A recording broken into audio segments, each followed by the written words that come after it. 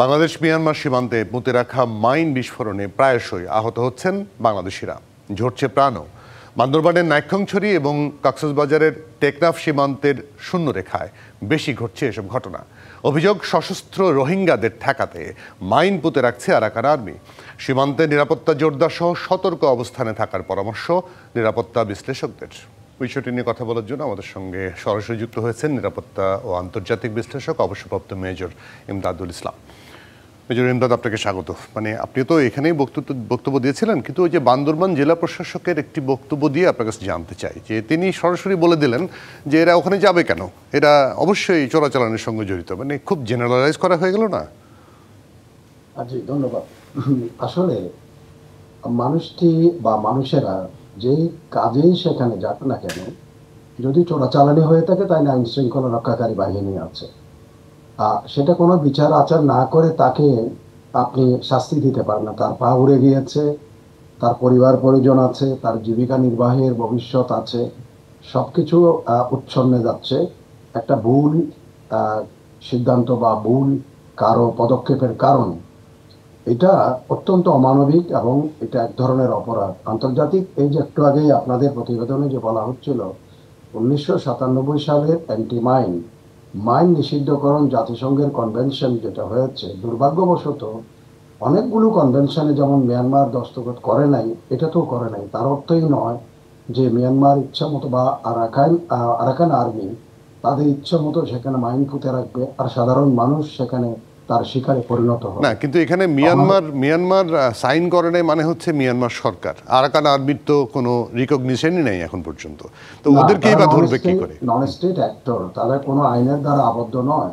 তার অর্থ নয় যে তারা যা খুশি তা করে যাবে। তাদেরকেও এখানে আমাদের অঞ্চলে যদি এই ধরনের ঘটনা ঘটে থাকে, তারা সেখানে তাদের ওয়ার্নিং, তাদের বিভিন্ন চ্যানেলে তাদেরকে সাবধান করার সুযোগ আছে। দ্বিতীয়ত কথা হচ্ছে, ওইসব অঞ্চলে জাতিসংঘ এখন যেহেতু এই অঞ্চলে ব্যাপক জাতিসংঘের উপস্থিতি আছে, আমার মনে হয় এটা জাতিসংঘের দৃষ্টি আকর্ষণ করা বা জাতিসংঘ বাই দ্য টাইম জেনেছে, তারা সেখানে ব্যাপক হারে মাইন সুইপিং পরিচালনা করা উচিত। কারণ নাইলে আজকে যেমন মিয়ানমারের দিক থেকে আমরা আমাদের দিক থেকে দেখেছি 97 জন বা 13 জনের কথা বলেছি। মিয়ানমারে হাজারখানিক লোক কিন্তু তাদের বিভিন্ন অঙ্গহানি হয়েছে। মানুষগুলো একেবারেই তাদের যে জীবিকা আহরণের, যে পরিবার নির্বাহের যে ব্যবস্থা, সেগুলোর থেকেও তারা বঞ্চিত। তো সুতরাং এটা যেমন অমানবিক, সেটা এক ধরনের এটা মানবতা বিরোধী অপরাধও। এই যে তারা ইচ্ছা মতো মাইন পুঁততে পারে না। আপনি যা পুঁতছে এখন সেটা জাতিসংঘ, আমি জানি না এখনো পর্যন্ত সেখানে মাইন সুইপিং জাতিসংঘের শান্তিরক্ষী, যেমন আমাদের অনেকগুলো মাইন সুইপিং ইউনিট আছে, বিশেষ করে আমাদের ইঞ্জিনিয়ার্স ইউনিটগুলো যারা আছে, তাদেরকে জাতিসংঘ সময়ে সময়ে আফ্রিকাতে, ইভেন কি কম্বোডিয়াতে, মিডল ইস্টে, ইভেন কুয়েতে যে পরিমাণ মাইন ছিল সেগুলো সুইপিং করার জন্য বাংলাদেশ থেকে এক্সপার্টাইজ নেওয়া হয়েছে জাতিসংঘ মাধ্যমে, জাতিসংঘ নিয়ে গেছে।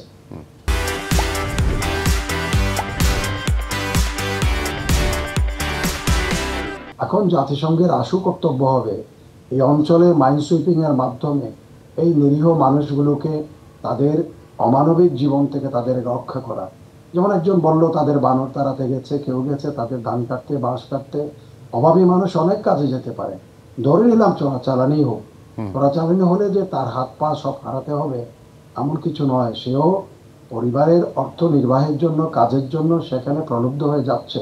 এটাও আমাদের ব্যর্থতা। আমরা হয়তো তার অর্থের সংস্থান, তার কর্মের সংস্থান এগুলি করতে পারি না। আর কিছু আছে যেগুলি ইয়াবা করে, that is a different thing.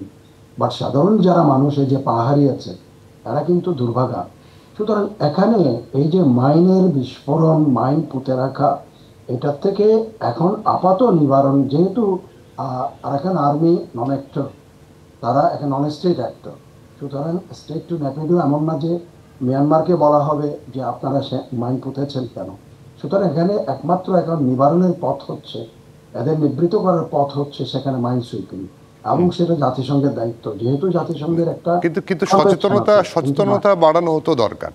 মানে আপনি যেটা বলছেন যে চোরাচালান যারা করতে যায় তারা জীবনের ঝুঁকি নিয়ে যাবে, তাদেরকে কতটুকু ঠেকানো যাবে মানে কেউই আসলে জানে না। কিন্তু একদম সাধারণ মানুষ যিনি বললেন যে বানর দেখতে গিয়ে তার এই অবস্থা হয়েছে, আবার একজন বললেন যে বাংলাদেশের অভ্যন্তরেও নাকি এরকম মাইন পুঁতে রাখা হয়েছে, সেগুলো সচেতন করাও তো দরকার।